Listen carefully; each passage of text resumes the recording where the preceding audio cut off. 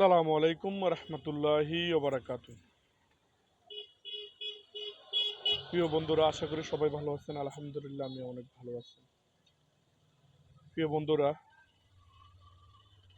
বাবাকে নিয়ে কিছু কথা বলবো। জানুয়ারি মাস তো খুব বেশি মনে পড়ে। যাদের যাদের বাবা আছে তারা তো অনেক সুখী,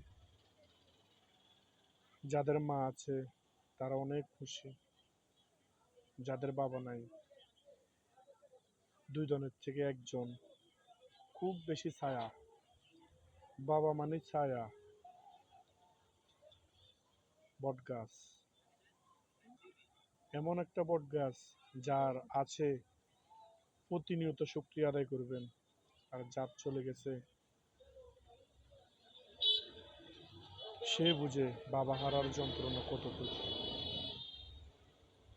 সুম্মা আলহামদুলিল্লাহ, আমার এখনো মা আছে দুনিয়াতে বেঁচে। কারণ বাবার কদর তো মা না, মার কদর তো আর বাবা না।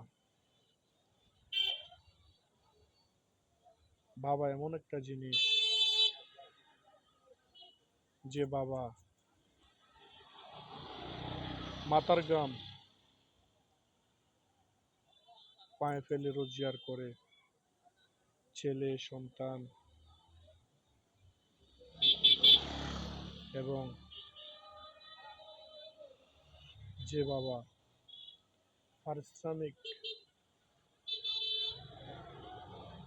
পারিশ্রমিক টাকা নিজের সঞ্চয় করে না, যে বাবা নিজের পারিশ্রমিক টাকা কোনো কাজে ব্যয় করে না, যে বাবা 50 টাকা নিজের পকেটে রেখে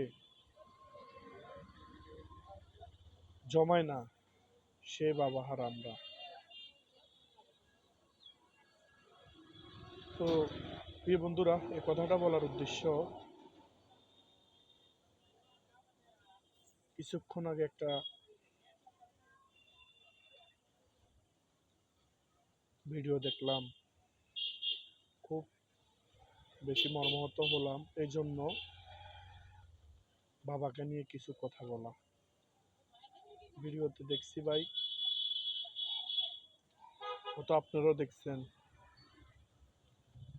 যে এক কুলাঙ্গার সন্তান সম্পত্তির জন্য বাবাকে ঘর থেকে বের করে দেয়। এক কুলাঙ্গার সন্তান কি করে পারে জন্মদাতা পিতাকে ঘর থেকে বের করে দেয়? আরে সেই বাবা তো নিজে না খেয়ে, যে বাবা এক কাপ রং চা খায়, যে বাবা তোকে ভালো খানা খাওয়ার জন্য তোকে 50 টাকা দেয়, যে বাবা নিজেকে নিজে চিনে না, তোকে চিনে, সেই তুই বেটা শুধু একটাই কথা বলতো, যে আমার ছেলে বড় হয়ে একদিন আমাকে দেখবে।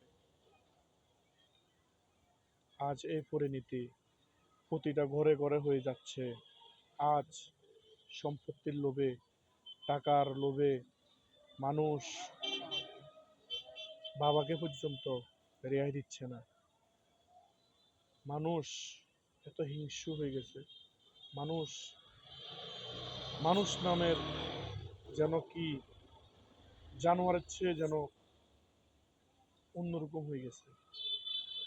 এই সম্পত্তি তোমার বিন্দু পরিমাণ কাজে আসবে না, যে সম্পত্তি তোমার বিন্দু পরিমাণ কাজে আসবে না, যে বিল্ডিং তোমার কাজে আসবে না, যে সম্পদ তোমার কাজে আসবে না, তোমার একটাই কাজে আসবে, তোমার আমল, তোমার মা এবং বাবাকে সুন্দর করে খেদমত করা, এবং মান সম্মান দেওয়া, এবং ইজ্জত দেওয়া। ইনশাল্লাহ, তুমি যদি তোমার মা এবং বাবাকে ইজ্জত দিয়ে রাখো, ইজ্জত দিয়ে থাকো, অবশ্যই আমরা সবাই মনে করব যে তোমাকেও মানুষ সাদরে গ্রহণ করে নেবে। প্রিয় বন্ধুরা, ভিডিওটা অনেক লম্বা হয়ে যাবে, কথাগুলো মনোযোগ সহকারে শুনবেন, ভালো লাগলে শেয়ার করে দেবেন। অবশ্যই এটা কথাগুলো যৌক্তিক এবং কথাগুলো শুনে বুঝে আমি এবং আপনারা সবাই আমল করার চেষ্টা করি ইনশাআল্লাহ।